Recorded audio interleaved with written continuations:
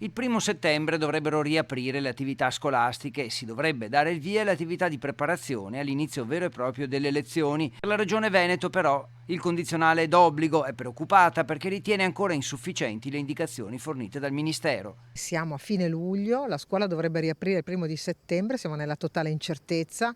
Abbiamo un ministero, anzi un ministro, che dice le cose più strampalate.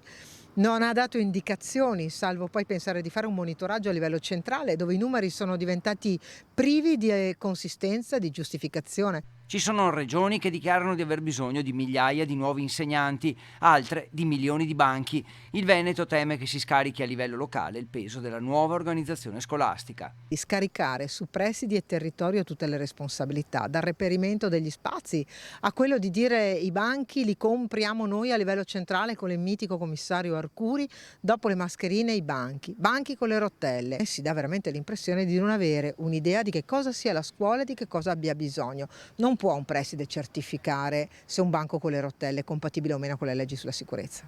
La Regione difende la stesura del cosiddetto manuale operativo, che con l'ufficio scolastico regionale ha censito le scuole pubbliche e indicato soluzioni pratiche ai principali problemi e si chiede al governo di fare altrettanto. La scuola avrebbe bisogno di poche regole certe, di sapere quali sono gli scenari a cui dovremo fare riferimento, che non possiamo prevedere oggi, quelli epidemiologici.